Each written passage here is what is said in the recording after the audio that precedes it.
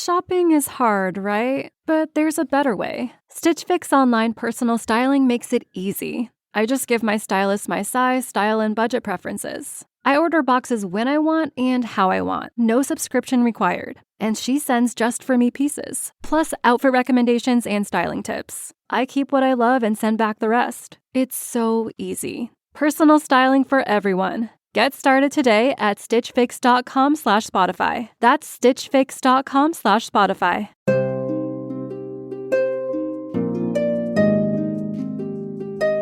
This is Fortune's Wheel, a podcast history of the late Middle Ages. A podcast where we take a look at the interconnectedness of our medieval past, the stories it holds, and how these stories directly shape the world we live in today. I want to thank everyone who's subscribing, downloading, and listening to the show, but a special thanks to those of you who are sharing it on Facebook, Twitter, and Instagram. We're still seeing great growth, and so much of that is owed to you. Thank you. This is our first episode of our third season of the podcast, a season focusing predominantly on the chaos that erupted following the death of Canute the Great. Today's episode 36, is entitled Godwine, Part 1. I hope you enjoy the show.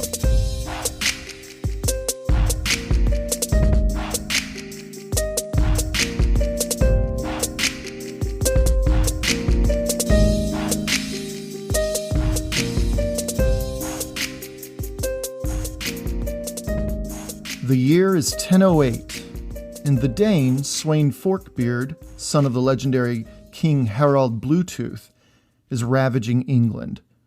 In retaliation, England's king, Ethelred II, creates the kingdom's largest navy in its already long history. It had been nearly 2 decades since Ethelred lost his second most powerful ealdorman, Britnoth of Essex, to the Norse Viking chieftain Olaf Tryggvason, at the mouth of the River Blackwater, 1 mile east of the village of Malden. And the kingdom had, in the years since, been pummeled every other year or so with a mixture of attacks on its shores or outright extortion of its people, each payment being heavier than the previous. King Ethelred may not have been the best king for the crisis that came to be known as the Danish conquest of England, but enough was enough. The enemy came by water, and England was forced to wait until they arrived to fight back. Well, no more. It was time to take the fight to them for a change, much like his great-great-grandfather, Alfred the Great, had done more than a century earlier. Sometimes waiting on a bully to act isn't the solution. Sometimes cowing to a bully's demands isn't the solution either. Sometimes a bully, when clearly identified as one, deserves an unexpected shock to the system. And sometimes a check on power is necessary. Good fences make good neighbors, right? Sweyn Forkbeard was nothing more than a murderous, greedy bully, as far as the English were concerned. And King Ethelred II was tired of the daily swirlies, sack checks, and public humiliations that he received. So, in order to stand up to a bully, one has to sometimes risk temporarily becoming a bully. Ethelred ordered his shiny new navy to take port at Sandwich, a strategically important port city on England's southeastern coast. Sandwich would remain such a strategic hotspot for England for centuries more, too, but for Ethelred, the sight of his force, taking in the salty breezes and the innumerable ships stretching to the horizon under the Channel's summer sun, what must have filled him with a little bit of that swag that a bully like King Sweyn of Denmark must have felt every time he set sail west.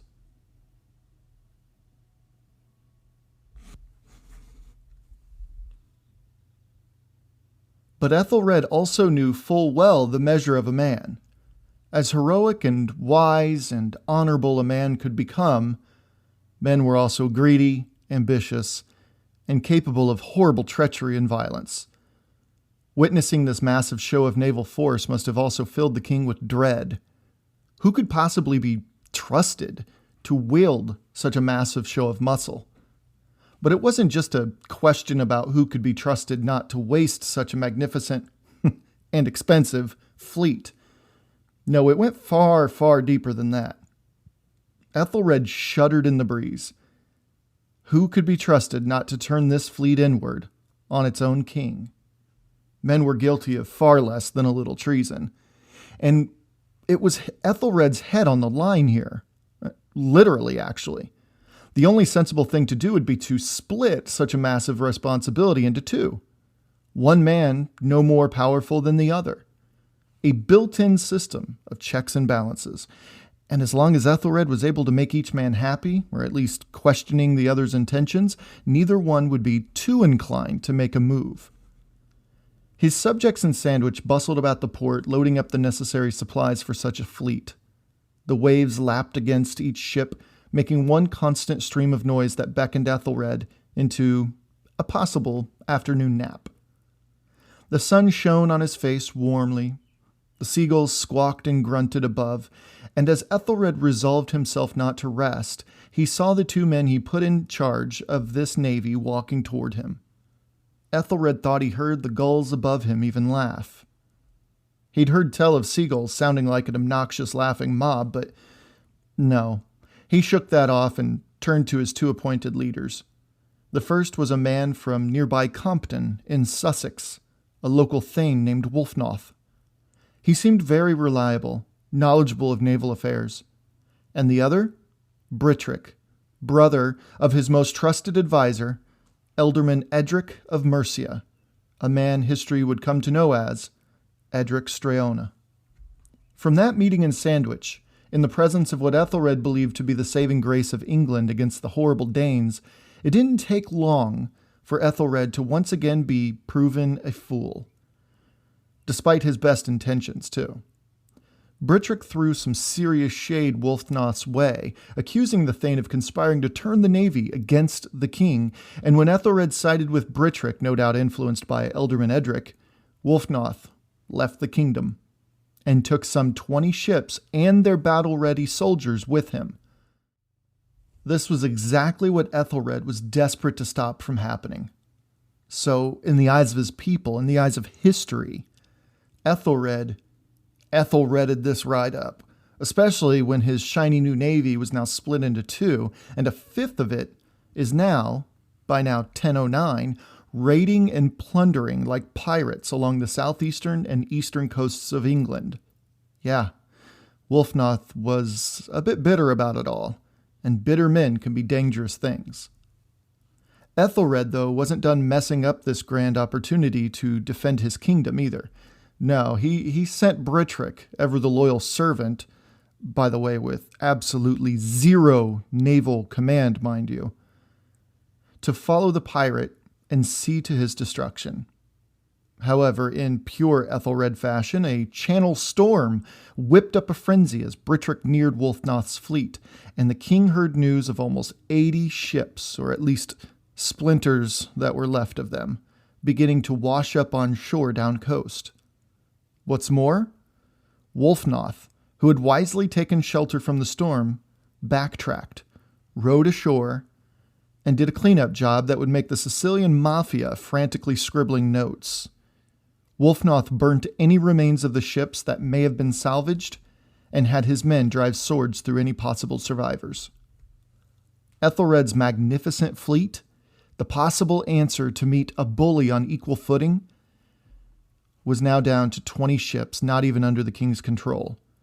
Ethelred's fleet was now 20 ships who were attacking his own shores, salvaging the wreckage of the other 80 and burning the remains.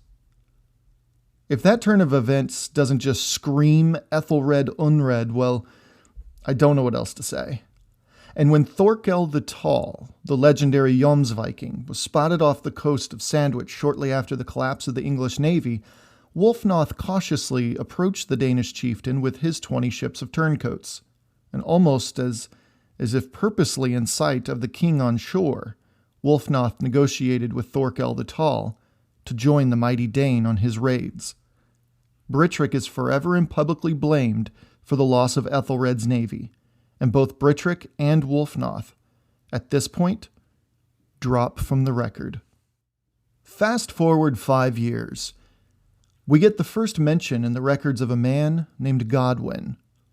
Mystery surrounds this man's earliest years, but when his name appears on a document getting the royal restoration of lands in southern England, we start to have the first glimpses of an origin story for him.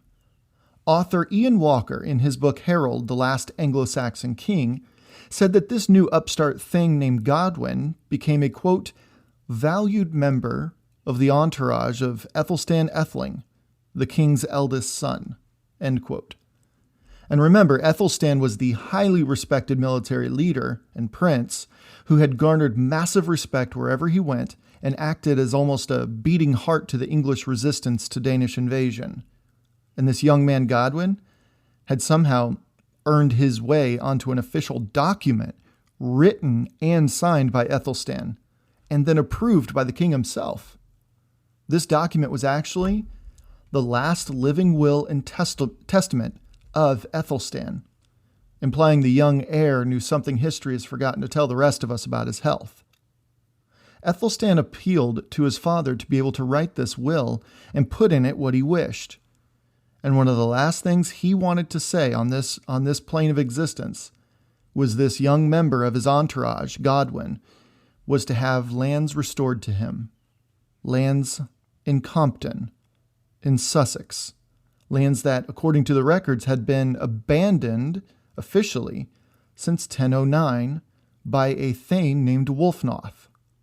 Yes, this mysterious young man named Godwine is widely believed to be the son of Wulfnoth, the famous turncoat pirate who disappeared beyond the horizon with Thorkel the Tall's fleet. Okay, so to give the proper due diligence to the matter, one could certainly ask about other lands being vacated, even in southern England. Remember, England had been periodically ravaged for more than 20 years, and each year saw more and more Englishmen being murdered or sold into slavery. How can we be sure that Godwine's father was this Wulfnoth in particular? Well, Ethelstan's will itself reads, quote, I grant to Godwine, Wulfnoth's son, the estate at Compton, which his father possessed. End quote. Godwine was now a landowner. And then, as it is now, the ownership of land tends to lend its possessor to certain privileges. And Godwine was now being given royal approval in the eyes of English social hierarchy. This was big. And it seems to me that had not Ethelstan taken a liking to this young man, the entire 11th century, at least through the lens of the North Sea region, would have been very, very different. But as it went, Godwine was in the royal family's good graces, no doubt having served in Ethelstan's military. And if Godwine had ridden beside Ethelstan Etheling during his battles with the Danes and received a mention in the prince's will, then he most certainly would have broken bread with him and been a part of his inner circle. And we know of another who was also a part of Ethelstan's contingent, a younger brother, though plenty old enough to take the field of battle and close enough to the Etheling to get a prominent shout-out in Ethelstan's will too, Edmund. So it's almost a given that we can assume that Godwine and Edmund were close to one another as well, or at least close enough to be a part of the same conversation and the battles and the meals and whatnot. And when you throw in another little brother, Edwig, who was also most likely along for the ride, Godwine had achieved quite a turnaround from what his prospects looked like back in 1009. And it wasn't just Ethelstan, Edmund, and Edwig that Godwine rode with during those tumultuous years fighting the Danes. Within just a year or so of Ethelstan's death, another little brother joined Edmund's forces, one that would have as much an impact on the kingdom as Godwine. This kid's name was Edward, a brother from another mother, that is, as Ethelstan and Edmund and Edwig were sons of the marriage between King Ethelred and Queen Elfgifu, while Edward was the first son of King Ethelred and his second wife, Queen Emma of Normandy. So what can we gather about who young Godwine might have been? Having served with both Ethelstan and Edmund, who was soon to be called Ironsides, he would most definitely have needed to be a man of exceptional bravery and loyalty.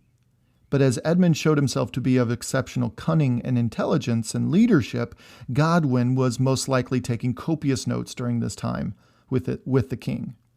He had also thrown in his lot with King Edmund too, first when he stayed with Edmund, when Edmund defied his father and stuck a particular finger up at his father's chief counselor, seeing him for the snake he was, and second, when he stayed with Edmund after the Battle of Ashendon and fled south of the Thames into the now Kingdom of Wessex, ruled by Edmund. Though by 1017, Ironsides was dead, and Edwig was the last remnant of Ethelred's first marriage to cling to, and that kid was no Ethelstan or Ironsides. And Edward was already in exile across the Channel in Normandy, so Godwine was kind of stuck. And to top it all off, this new king, Canute of Denmark, was putting damn near the entire English nobility on the chopping block, the most prominent being Edric Streona, who had proven himself most likely the least trustworthy person on the entire island. And the thing about this new king, this Canute, was that though his name may have translated into tied knot, he actually wasn't all that complicated when it came to filling the top seats across the kingdom. In the end, loyalty and bravery and resourcefulness were the ways to this guy's heart, and he especially held his former opponent, King Edmund, in pretty high regard. And any man who serves such a man must be worth an honest trial run. What about this Godwine guy that convinced Canute to, well, not ladle his eyeballs out of his skull or chop his head off? As early as 1018, Godwine was known to have torn through parts of southern England, doing the tough and sometimes violent duty of collecting Canute's insufferable taxes, thus putting him on Canute's radar for sure. Also, the Vita Edwardii Regus, or The Life of King Edward, commissioned by King Edward's wife much later, shows us a clue when it describes Godwine as one of the, quote, new nobles, end quote. But again, why? Why a new noble? Well, Edward's own mother, Queen Emma, after thoroughly screwing up her eldest son's life, commissioned her own story to be written about her life, though it focused on her second husband, Canute, mostly. And to hell with Edward. I mean, seriously, to hell with that guy. But in this work, entitled Encomium Emmae Reginae, she makes sure to describe Canute's genuine admiration for his Anglo-Saxon opponent, Edmund Ironsides. And he, as the record says, quote, loved those whom he had heard to have fought previously for Edmund faithfully without deceit, and hated those whom he knew to have been deceitful and to have hesitated between the two sides, end quote. Well, this is kind of proof positive evidence that Canute knew a winner when he saw it, and when Edmund was dead, Godwine showed up at Canute's camp, probably before Edmund's body turned cold. And that bit about, quote, hesitating between two sides, yeah, I think we all know who that refers to. Which begs the question regarding the only other major Englishman who survived Canute's early purges. His name was Leofric. Leofric was the son of Leofwin, one of Ethelred's eldermen prior to Sweyn Forkbeard's major incursions. He had 3 brothers, Northman, Edwin, and Godwine, not to be confused with our protagonist in this episode, different Godwine altogether. And Northman had been killed along with his elderman Earl Edric of Mercia. As far as I can tell, Leofric's earliest days in Canute's good graces are as mysterious as anything else during this time period. But at some point after Edric Streona's and Northman's deaths, Canute must have seen something special in Leofric and elevated him straight to Earl of Mercia. Again, trying to piece together what we can based on what we know and can safely imply, I just wonder if Leofric had not stayed with his earl and his big brother when Edmund had headed south to lick his post-war wounds in his new kingdom of Wessex. I wonder if Leofric displayed a staunch and proud loyalty to his king, even in the face of such hostility for such a decision. Of this we can be sure. Godwine was a loyal man, and Canute respected loyal men. Could Leofric again, being the only other major English nobleman to have survived the purges, also survived due to the same exemplar reputation? It's worth considering, I think. But there's just one more piece of evidence that I'd like to throw out, and it involves a bit of a spoiler, so I apologize, but it might serve to prove why Leofric was allowed to live, being the brother of Northman, and who was a retainer of Earl Edric, remember. I haven't found anything for sure, but it's worth mentioning that years into the future, two things come up that, believe me, we will flesh out in more detail in this season of the podcast. First, Leofric backs Canute's son to succeed him to the throne. And this son is one of the boys Canute had while married to Elfgifu of Northumbria. Why would he do that if there hadn't been some familial bond with Elfgifu of Northumbria already? What is this, 1016? Within a year, Canute will have nullified his marriage to Elfgifu, which wasn't fully accepted into Christian society anyway, in favor of a marriage alliance with the Dowager Queen of England, Queen Emma from Normandy, thus linking Denmark and England to Normandy again. As we've said already, this was a rock star play on Canute's end, but also on Emma's end as well. But any relationship with Elfgifu and her Northumbrian family would have had to have been established prior to Canute casting her and her two sons with him aside. And it's also said that she lived quietly for a time in Mercia afterward. There's a lot going on there, written between the lines of the Chronicles and various other sources of the time, but I think unless I'm missing something, there's something down that path to find in terms of Leofric's place in the English society. The facts remain Leofric was chosen by Canute to be Earl of Mercia, and Godwine assumed Edmund's old kingdom and became Earl of Wessex. And before Canute could stop and just breathe for half a second, he had one more area that needed handling: Northumbria. This vast northern reach of England had always been a bit of a wild card. It served as a nice buffer between the bustling south and the clannish brutality of the kingdoms of Strathclyde and Alba, Alba being the old medieval name they used for Scotland. And the people of Northumbria seemed to be simultaneously mirroring the warlike nature of their northern neighbors, while also appealing enough to the trade networks and relationships that allowed them to succeed and prosper. Cities like York stood out as major centers in the region, and there were solid families who also vied for local control and influence, including control and influence across national borders.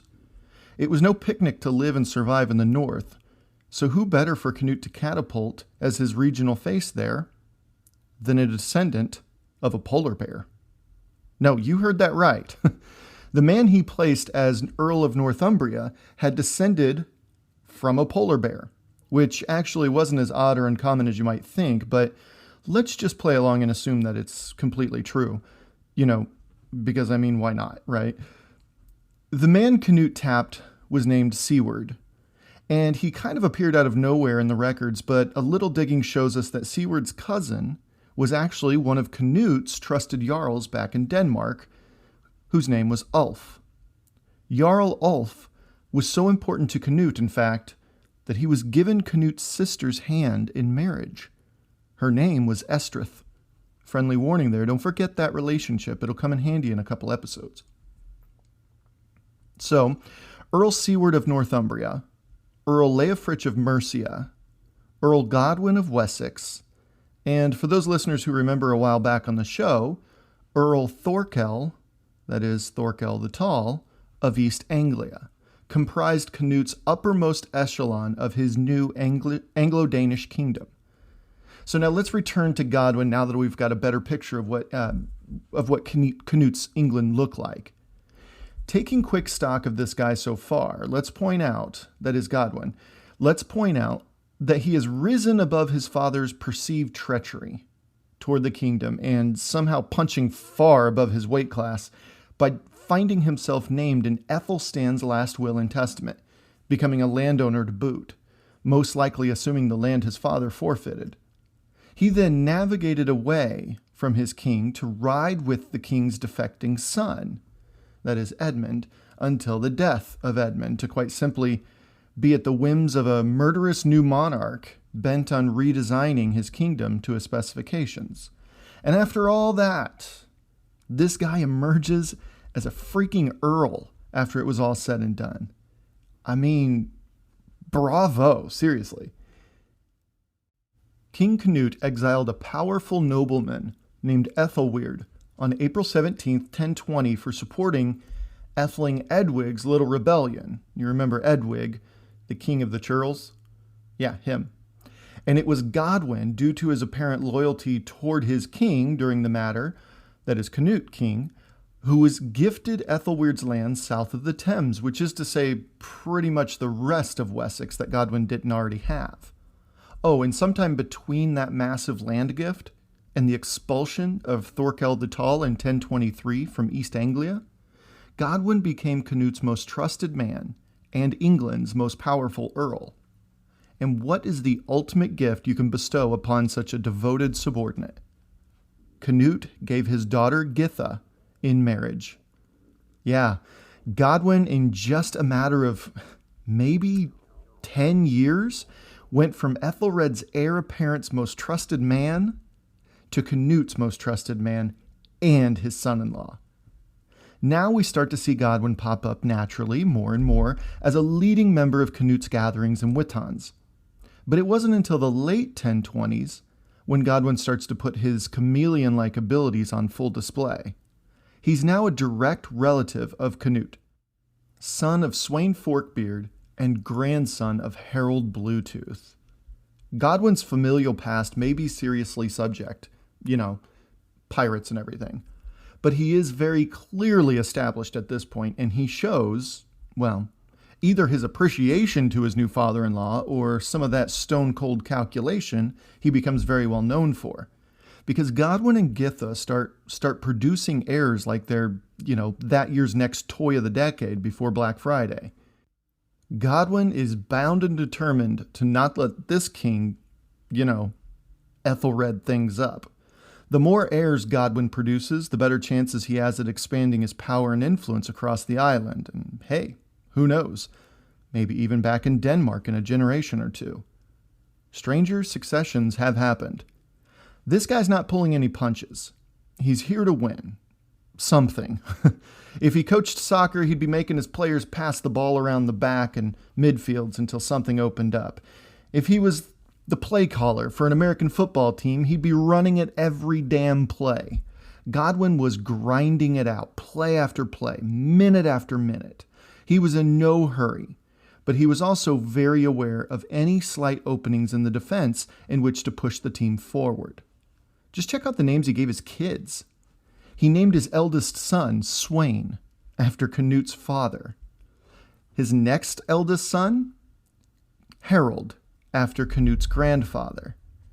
After him comes Tostig, named after one of Canute's more trusted warlords. Gunhild was named after Canute's daughter.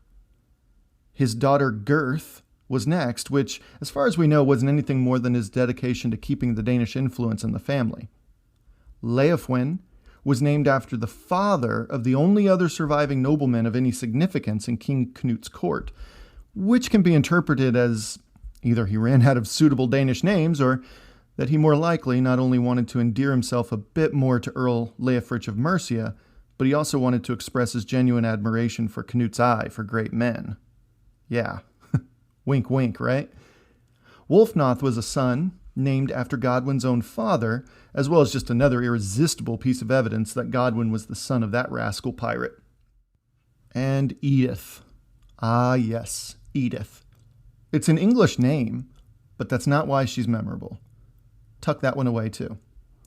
And finally, after all those, we have Elfgiva. But that's about all we know of her name. Other than that, she was probably married to either establish or solidify ongoing relations with another prominent family in England or abroad, or sadly, she had passed away at some point, and the record just doesn't show us that. Ian Walker says it pretty succinctly in his book Harold, quote, "Canute's reign was a time for survivors, and Godwine was the greatest of these." End quote. You had to give it to this guy. He got game. And that game allowed him to supply money and men, quite a bit of it actually, to Canute for the king's invasion of Norway in 1028. This should spark a few things. We already know this story, to be honest, so we won't dwell on it much, but It's worth mentioning just the basics here. So number one, Canute's son and ex-wife pretty much turned somewhat quelled Norway into a terrorized region seething with resentment toward their Anglo-Danish overlords due to the harsh treatment and high taxes. Number two, Norwegians rose in rebellion led by Olaf II Haraldsson, the future Saint Olaf. Number three, King Olaf II was booted to Kiev, but quickly returned when Canute's son, Sweyn, an abundance of Sweyns, and regent to Norway, drowned off the coast of the Orkneys in 1030. And then finally, the final thing we should remember about this, Olaf, along with his little half-brother, the 15-year-old Harold Sigurdsson, met Canute's forces, many supplied by Earl Godwine, near the tiny hamlet of Stiklestad, where Olaf died and Harold was forced to flee to Kiev, and then began his epic journey that, it's not quite done yet. But here's what's most important about Stiklestad, at least from the perspective of England. While Canute campaigned up north, or visited Denmark, or swung by to quell a little unrest along his Swedish territories, who did he tap to be his regent in England in his absence? It wasn't a Dane, which is interesting. Remember, Thorkel the Tall royally messed up back in 1023 and lost that gig. So that left the only other logical option, his son-in-law, Earl Godwine. There are times during the late 1020s and early 1030s when Godwine was, quote-unquote, acting monarch over all of England, if you can believe it. Remember how we discussed 1035 being this exceptionally crazy year? What with the death of Duke Roger I of Normandy, leaving young William in charge of that crapstorm of a duchy, and then with the death of Canute himself, disrupting the very fabric of North Sea politics? The year 1035 wasn't just about Canute and Roger, even if their nicknames were the Great and Le Magnifique. Ever the political chameleon, Godwine began judging the various colors quickly shifting and coalescing around him, and he began shifting his appearance to fit this new environment. And the environment that seemed to fill his view was the rise of Canute's second child from his first marriage, Harold Canuteson. This kid was a pretty well-liked young man, especially in Mercia and parts of Northumbria, and he'd managed to stay completely under the radar up to this point, finding a nice, quiet, idyllic life somewhere in central Mercia, a place where his Northumbrian mother held not-so-distant roots. He was an avid and very skillful hunter and was known for his tracking abilities, so he was aptly nicknamed Harold Harefoot, or Harold Swift of Feet. And Harold Harefoot saw an opportunity upon the death of his father, Canute. And Godwine did too, but it wasn't the same opportunity, and this put him at odds with this new kid on the block. See, over the years, if you think about it, who was the one constant during Godwine's rise from obscurity to regent of England? He'd seen the deaths of Ethelstan Atheling, King Ethelred II, Edmund Ironside, Edric Streona, innumerable purged Anglo-Saxon noblemen and thanes, and now King Canute II, as well as the expulsion of the towering presence, the Jomsviking, Thorkel the Tall. Besides his fellow survivor, Earl Leofric of Mercia, there was only really one person who managed to do what he did so deftly at such a high level of risk and success. Who was it? Emma of Normandy. The Queen of England, for all intents and purposes, had already served as England's First Lady for over 30 years, an almost unheard of feat. And Earl Leofric and Earl Siward chose Harold Harefoot as Canute's legitimate successor, and we don't need to stretch too hard to understand that one. Harold had strong ties to both areas through his mother, Elfgifu of Northumbria. If Emma knew anything, it was that she also did what it took to survive, and there was no way Emma was going down without a fight. The fates of queens snubbed by the successor in those days was simple: death or a nunnery. And Emma? She was no nun. She was determined to stay on top of the game she helped create, and she was able to secure Godwine's support in opposing her stepson. And this wasn't much of a stretch either, because of the vast land holdings Emma had around southern England. Don't forget that Exeter was functionally her town, and she'd lived almost literally on top of the kingdom's treasury, the treasury being located in the same complex as her living quarters in the ancient Wessex capital of Winchester, located in Wessex. Unfortunately for her and Godwin, it wasn't an open and shut case, though her youngest son, a man named Harthacnut, translated as Hardknot, had been appointed regent of Denmark while Canute pretty much stayed in England for most of his reign. Harthacnut had formed Denmark more or less around him, and well, he prioritized, naturally, Denmark over anything else going on in England at the moment. And at the moment, Harthacnut was dealing with Dad's failed policies in Norway in the form of King Olaf II's illegitimate son, Magnus, seeking a little retribution by way of Denmark becoming part of the Norse kingdom. And though Magnus was young, he was cared for growing up, and being the son of a recent martyr to the cause of Norwegian independence, he was seeking to fulfill the promise buried deep in his very name. Magnus was the Scandinavian derivation of Charles the Great, or Charlemagne, and he wanted Canut's Denmark. 1035 was a cluster if there ever was one. And with Magnus attacking Denmark, Harthacnut was forced to pull the phone away from his ear for half a second and just yell upstairs, "Not now, Mom!" And Emma was forced to look elsewhere. But who else could possibly succeed Canute and keep her at the top? Message after message went out to Denmark, and message after message returned with the same answer. Emma and Godwin were getting desperate. Poor Emma. If she only had, other sons to look to. If only. Harold Harefoot was moving his forces of support south toward London, continuing to gain support along the way. And take a second to think about how this is developing. Harold was at the helm of a mass of military force, accompanied by two earls, Leofrich and Seward.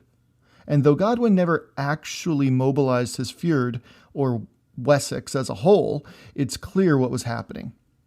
Everyone was waiting on Godwin to swing his support. Everyone knew that it was bound to happen.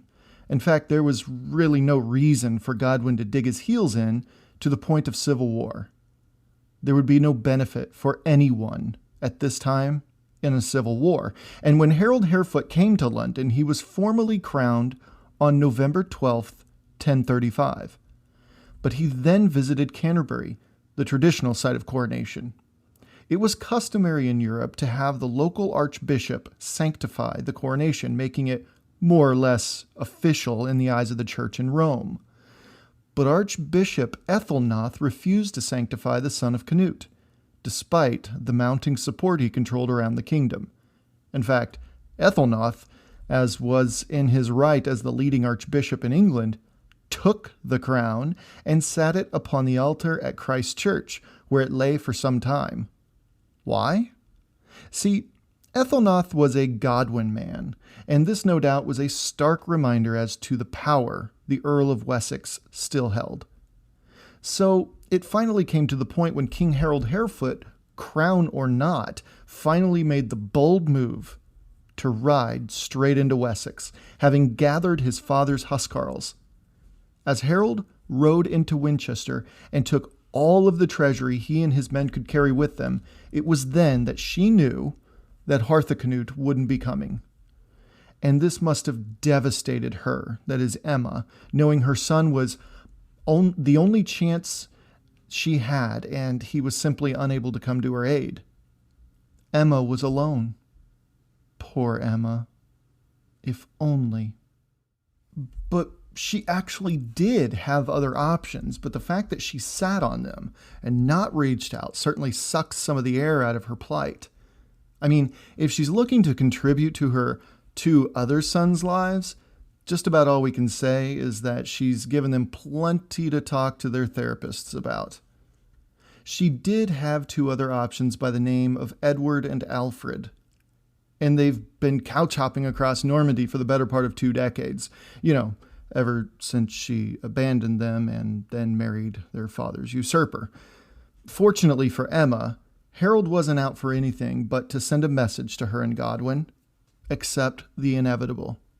This visit was not meant as a cheap shot or a preemptive strike against Wessex. It was simply a threat, a reminder that he had well enough English earls and thanes to support him, and despite what Godwine, Emma, or any of Godwine's people, archbishops included, thought, Harold Harefoot was the King of England in 1036.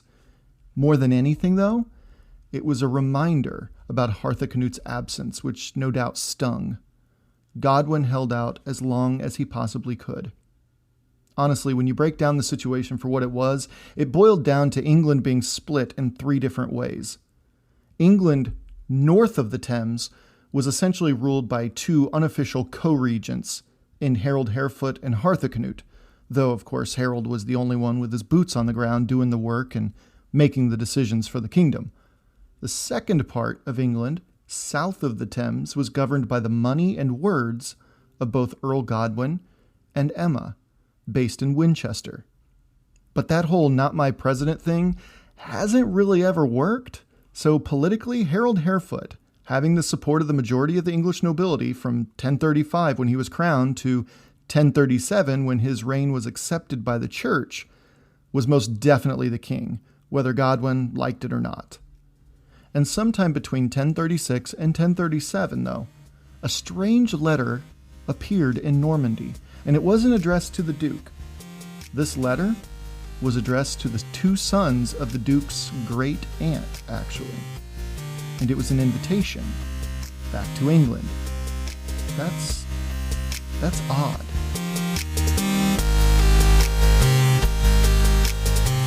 I hope you enjoyed this next installment and first episode in the new season, where we center our story around the fallout of Canut's death and the 2-decade upheaval happening around the North Sea.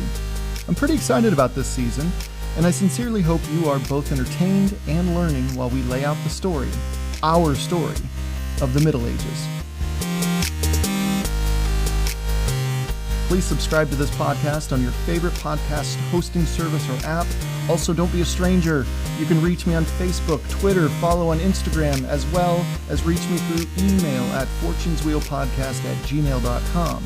We have a lot in store for the show this year, including bonus episodes that will fill in any backstory we're unable to tuck in during each episode, which will be found on Patreon. So I highly encourage you to become a Patreon supporter for as low as just a couple bucks per month. My 2021 goal is for this podcast to be 100% ad-free and listener-supported. Who knows? I'd love to even open up a merch outlet for Fortune's Wheel as well. I've got a lot of ideas collecting dust on the old mental shelf, and I'd like to throw these out to you. But we have to grow the show first, as you understand. So please, if you find the show at all worthwhile, then I ask you to continue to share the show. Thank you so much for your support. Until next time.